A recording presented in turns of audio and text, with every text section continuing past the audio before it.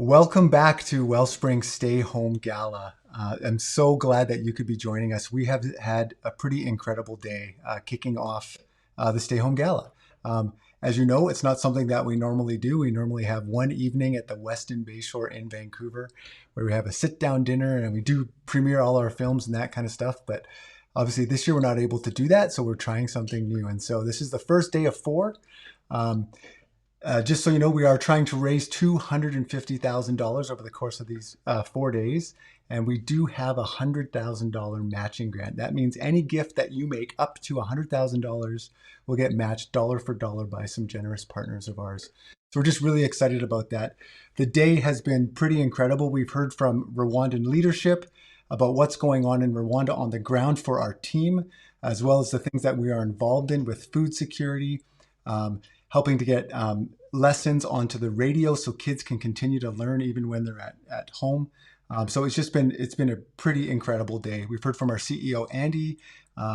We've heard from partners Jerry and Shirley about their history with Wellspring and how they've been involved with what we do. We've heard from Blair, a younger guy who talked about how teachers just really helped him catch a vision for his life. So yeah, it's been a pretty incredible day. I have Shauna Chang here with me. I'm going to bring her up on the screen. Shauna, how do you think things have gone? Hi. Yeah, how do you think things have gone? It's been it's been really fun. It's been fun to see everything come together, fun to see the stuff going up on social media and all the interaction there as well. It's just been a great day. Yeah, there's a lot of content. There's a lot of stuff, and behind the scenes, Emily and Sarah are just doing an amazing job of taking those pieces and getting them out there for people to see. And we've had a lot of interaction, which I've been really excited about as well. Um, so I was hoping for you to jump right in there, Shauna, but no, you just Oh, sorry. I thought you were done, Jason. and I have you on the screen and you're just looking blankly at it. I'm going to split the screen so it's the two of us here. Let's do that. Wonderful. And I can get rid of your overlay there. Yeah. So tonight we are going to spend some time watching a film of Geoff Heith. And Geoff actually has been commenting here in the stream, talking about hair and makeup. He's a filmmaker, but he didn't do himself up for the film. But um, it's quite powerful, right? It's really cool to have this perspective. And as we were going back and forth as Geoff was working on it, we were able to comment on the films at different parts. And I'm like, man, so much of this is just gold because, you know, us as staff, we are thinking about Wellspring almost all the time, right? You know, it's in our back of our minds. We know what we do. We just kind of, we have an idea of who we are and what we do. But to get a fresh perspective, and Jeff's been around with us for a long time. It's been, you know, eight years that he's worked with us. But to get that fresh perspective of kind of like from outside eyes on what we're doing and who we are, it's just huge, right? hmm Yeah, Jeff's been working with Wellspring doing these films for longer than most of our staff have been with the organization, actually, which is pretty cool. So it was awesome to see him go out again this year. And we heard from the team on the ground. He's just like a member of the team, knows our Rwandan staff really well. And it's like, it's old friends getting together. So it was when we were talking about the schedule for the Stay Home Gala, we really wanted to share his perspective because usually he's behind the camera and we get to Right. share his wonderful work in front of everyone at the gala and then later on our site. But just to hear from the guy who's been doing this for so many years is really exciting. And so we really appreciate Geoff you taking the time to put this together for us on top of all the other films that you're working on. We really appreciate it, and we're looking forward to sharing this with everybody. And in addition to being an amazing cinematographer and friend of Wellspring, Geoff is an amazing photographer as well. And so, if you've seen any of our photos on our site, if you've received a letter in the mail or a brochure or anything like that, you've seen Geoff's work. And we're excited to feature his photos in the silent auction this year. So, if you take a look at our silent auction page, if you go down to the bottom, you're going to see a bunch of canvases. Most of them are by Geoff. So check those out and bring a piece of his work home to your place. Yeah, and that's been, you know, we've had them at our galas for the last number of years, right? Pretty much since he's gone to Rwanda for us, and always a popular item. So yeah, you should check them out. That would be really great. One of the things that I'm just reminded of now as I think about going to watch this video of Geoff is he's wearing a hat from Patagonia, and that gets me thinking about tonight and today and what's been going on. So it's Earth Day. right? It is. Absolutely. And if you notice, you may have seen a social media post go out just a little while ago from our comms team, and they referred to a boy called Elias, and we met him in 2018 as part of the film trip, and he talked about how he wanted to be the Minister of Environmental Protection in Rwanda. Mhm. That was his dream one day because his teachers had shared with him the importance of caring for the environment and protecting the world that we live in, and he wanted to take that on. He spoke so passionately, so it was really wonderful to meet him, and it was great to see that pop up on social again today, just to be reminded of him and his passion. Right. And yeah, it's just another connection back to Geoff and another story that he's been a part of. Cool. And I have most of my lights off downstairs now as I'm sitting here because that for Earth Day. Actually, I just think I look kind of orange under that other light when it's darker. So, and I have a deck over this window, so it's blocking the natural light coming in. It's not that dark in Salmon Arm here. But yeah, yeah, cool. Well So, done. yeah, the other thing, Sean, we started at 7:15 tonight because you and a bunch of neighbors, you and some neighbors, sometimes you and lots of neighbors. I don't know exactly how it all goes for you, but you guys are doing something every Yeah. day at 7 o'clock, right? Yeah, similar to a lot of places around the world right now, there's a 7 p.m. cheer for all the essential workers. So Right. we've got a hospital actually just down the road from our place, and so there's a bunch of obviously essential workers there. And our neighbors just come out on the balconies. We've got cowbells. I unfortunately forgot my cowbell at the office before I came to work at home. I don't know why. So I'll have to sneak back there and get it at some point to join in. But yeah, we've got people, kids on the deck over there with pots and pans sometimes, and it's really quite a community moment. So it's just a chance for us to say thank you to those who work at the hospital, but also those who are working in grocery and delivery and postal workers and all of the essential services that we could not be doing without right now. Yeah, right. It's so key, and it's people putting themselves out there, right? Which is Mm-hmm. everybody else. So that's huge. Um, well, I love talking to you, and I don't want to necessarily stop, but I think we should probably get to the film time. And it's been great comments popping up here, and Geoff is interacting with us actually, right? So it's like he's just said that we are Yay! we are very kind for the nice words and thanking him, and he said you all are amazing, and I wouldn't do this if I didn't believe in what you do. And that, I think that's a pretty great intro into what Geoff's going to get into in the film. It is a pretty amazing. And as I mentioned earlier, just so great to get that kind of outside perspective, someone kind of looking at it with fresh eyes. I mean, he comes back every year and he's involved in what we're doing. And yeah, it's just really cool. I was actually quite blown away by the film, and he talks about at one point, and there's a piece in it, and maybe I'll talk about it after that. Really just hit me as he kind of wrapped it up so nicely, just talking about what's actually going on in Rwanda. It's a story that most of us would be familiar with, and you'll know probably when you hear him talk about it in the video. If not, I'll bring it up after. So, anything else, Shauna? Or should we just jump right into the film? No, let's hear from Geoff. That sounds great. Let's hear from Geoff. I don't want to steal his thunder. Great. So here we go. It's meet our filmmaker, Geoff Heith. Hey friends, my name is Geoff Heith and I own a company called Digital Handshake. And over the past 8 years, I've had the honor and privilege to go to Rwanda 7 times with Wellspring to film and document the work that they're doing over in the wonderful country, the land of 1,000 hills, Rwanda.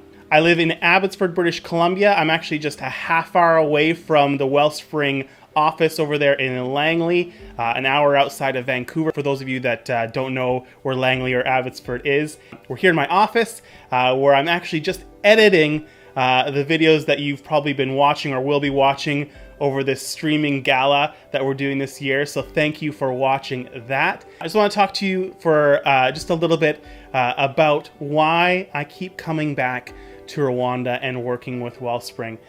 First of all, I didn't believe in the organization. Over the last 7 times that I've been there, I have seen an amazing progression of the amazing things that Wellspring has been able to do within the country of Rwanda. I remember the first time I came there, we did the story of a boy named Amani and a teacher named Ernest. And one of the stories that has stuck with me from the very beginning was Ernest's story of how he became a teacher to make some money. In Rwanda, teachers, it's not a very high paying or highly regarded position. It's a very difficult job. The 40, 50, 80 kids per classroom, you're not given a lot of resources or a lot of tools and not a lot of training to do what you have to do.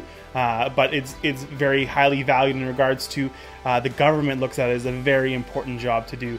One of the stories that has stuck with me with Ernest that we told that first year, 8 years ago, was that he would go to school dreading going to work.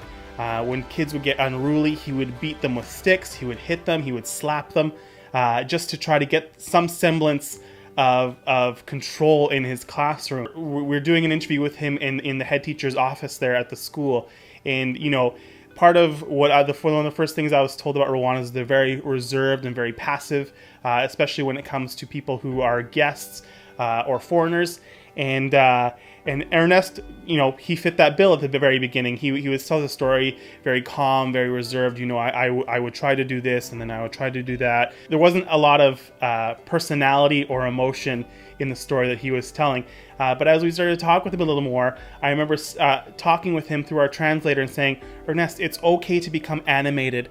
It's okay to reenact or show us exactly what was happening. And I remember him jumping up out of his desk and reenacting how he used to be as a teacher. He used to talk about, he would talk about losing sleep because of the way he was treating his students. And then to see the shift in his face and the shift in his demeanor when he started to talk about Wellspring and the training that he got from the Wellspring trainers, and how they literally transformed not only the way he teaches. So no longer was he beating children, but he was using effective teaching methods to control his classroom, to teach effectively. But it changed the way he interacted at home. He was no longer losing sleep because of the way he was teaching. He was actually sleeping better. He was actually dreaming and planning for the future of his classroom and his students. Not only did his teaching get better, but him as a person, he became better. You could see the joy lighting up his face as he began to explain how his life was truly impacted, not only professionally, but personally because of what Wellspring had done. And that was 8 years ago. That was the first story that I remember filming when I went to Rwanda. Since then, we've told 7 different years of stories of the impact that Wellspring has done. So imagine one person that we told and multiply that by thousands of teachers and trainers that Wellspring is working with, and tens of thousands of students now over the last 15 years plus that Wellspring has been working with. They started off in one district, which is like a province or a state in Rwanda, and now they're moved into 2. Gasabo was the first one they started working in, and now they moved into Rubavu, which is a very difficult place to work with compared to Gasabo. Rubavu is right on the DRC border, the Democratic Republic of Congo. There's a lot of trafficking, there's a lot of crime, there's a lot of not great things going on between those 2 borders. And this is where God has moved Wellspring into. Now they're working in schools and communities where you're driving 2 hours in a 4x4 vehicle to try to get to a school, and then trainers are then walking another 2.5 hours up hills and volcanoes, literally volcanoes, to get to teachers and to students. And I don't say this as an exaggeration. I've witnessed these things. I've gone on these 2-hour journeys in these 4x4s on very rugged roads to get to these schools where people live, where people do community, where kids go to school. The joke that our parents always told us growing up over here in Canada is that they had to walk 2 miles in the snow uphill both ways. There's no snow in Rwanda, but I can guarantee you kids are walking 2, 4, 5, 6 kilometers over multiple hills to get to schools, and so are teachers and so are trainers. The one thing that has really touched me and blown me away has been not only that they believe that teachers should be trained, but parents should be trained as well. And I think that's something that we take for granted over here in North America, is the involvement of parents within education. I have 4 kids myself, and every day I'm asking them when they come home from school, hey, how are things? What can I help you with? Do you have any homework? How is your teacher? How is school going? Have you made any friends? In Rwanda, sometimes particularly in rural areas, there isn't a lot of that connectedness in regards to kids' education. A lot of parents think, well, I'm sending my kids to school, the teacher should do the work, I've bought them the uniform, that's good enough. But Wellspring believes that parents play a crucial role in educating their children. I remember seeing an example one time of an educator bringing out a shopping cart full of tennis balls. And he says, this is the amount of time that I spend with your children. And, there might have been 100 tennis balls inside this shopping cart. And then he brought out 15, 20 more shopping carts full of tennis balls. And he said, this is the amount of time as you as a parent spend with your children. Who do you think has the greater impact? And Wellspring has seen that and believes that the parents play a crucial role in the education of their children. So they're training teachers, which is great, but they're also training parents to be involved in their kids' educations. And I've been able to, this is going to sound like I work for Wellspring, but they use this amazing thing called ABCD, Asset-Based Community Development. And I know that because I've seen it work. I've heard it said a million times while I've been over there. What that does is they're taking the assets that the community has and bringing those things together to make kids' education better. One of the best examples I can give of that is I remember this school we were interviewing these parents at, which had latched onto this ABCD model. They realized that their kids didn't have a playground to play in. So a playground in Rwanda is not like what we have over here with the jungle gym and swings and stuff like that. A playground is a garden, a football field or a soccer field, depending on where you're from. And the school didn't have it. They didn't have anywhere for the kids to play. The kids were just sitting around on the rocks, during their recess and lunch breaks. And so the parents said, how can we come together and build a playground for our kids? And there was a farmer who owned the property right behind the school, who was part of the ABCD training with Wellspring, and his asset was this field that he had behind the school. He donated his field to the school, and the parents, as a community, by hand with hoes, rakes, and shovels, dug up this field, leveled it. If you've ever seen Rwanda or been there, it's not a flat country. It's hills, rocks, dirt, and they leveled this field all by hand and built a football pitch for these kids to come and play during their recess and lunch break. And not only has it been a place for the students to go and play, but it's become an asset now for the whole village and community, because it's a place now where they do gatherings, where they do festivals, where they play soccer games together.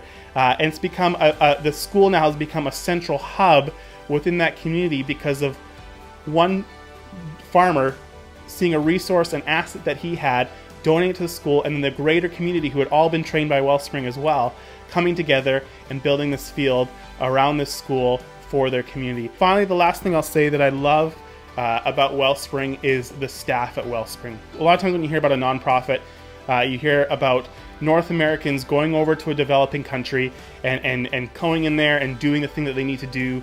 The one thing that has been amazing about Wellspring is, they have a North American office. Like I said, it's just down the road. But the crux, the cornerstone, the capstone of their organization is in Kigali, Rwanda, and in Gasabo, in Gisenyi.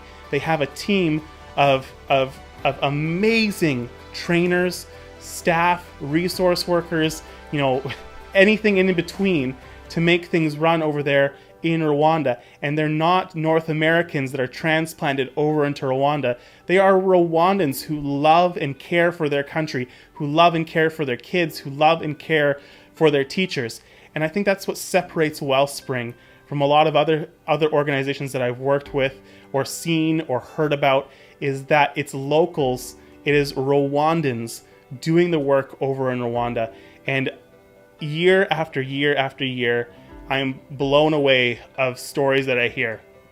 I'm getting a little emotional talking about it.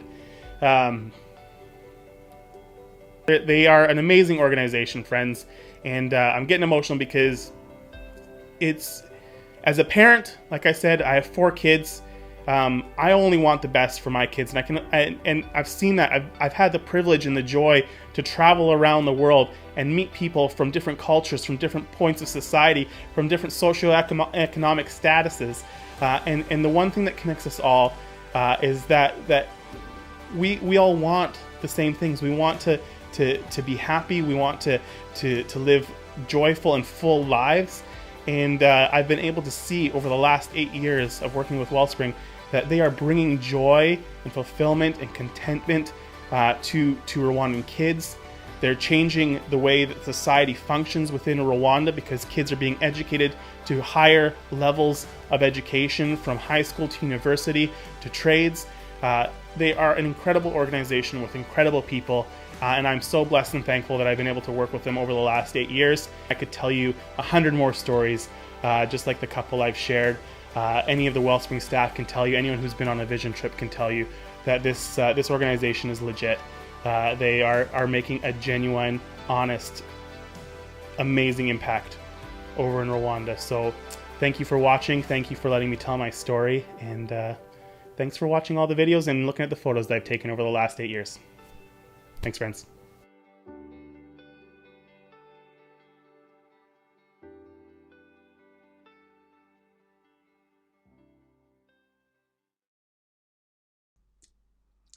Thanks so much, Geoff. I know you're watching. I'm waiting for a comment there to pop up, but I'm just blown away by what you've said about Wellspring. I've watched the film a few times, and it's a 12-minute film. And at first, I was like, a 12-minute film, but there's so it's just incredible what you've had to say about who Wellspring is, the people involved in it, and the things that you've seen, the transformation that you've seen over the last 8 years as you've been involved shooting films for us and helping tell our story, right? Helping share the story of the people that we work with.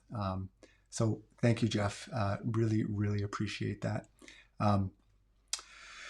So we've come to the end of today, the first day of Stay Home Gala. I really feel like, as I'm thinking about it, I wish I would have just ended the live stream with Geoff off there. But I would like to just take a quick look again at what happened today. We looked at the why education, why Rwanda.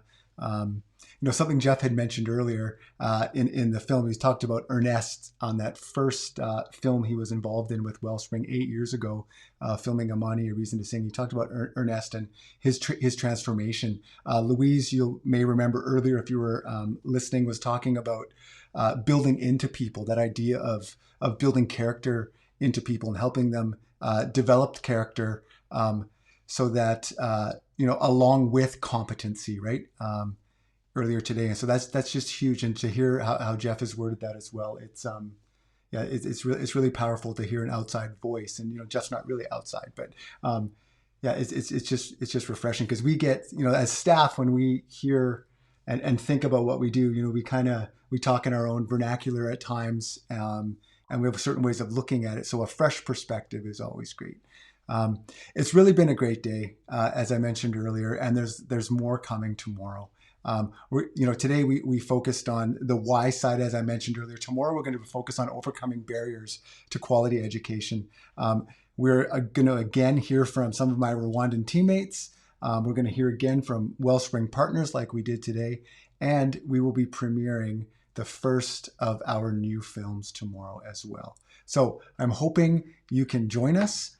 It would be wonderful to see you guys all again tomorrow at 10 a.m. Pacific time.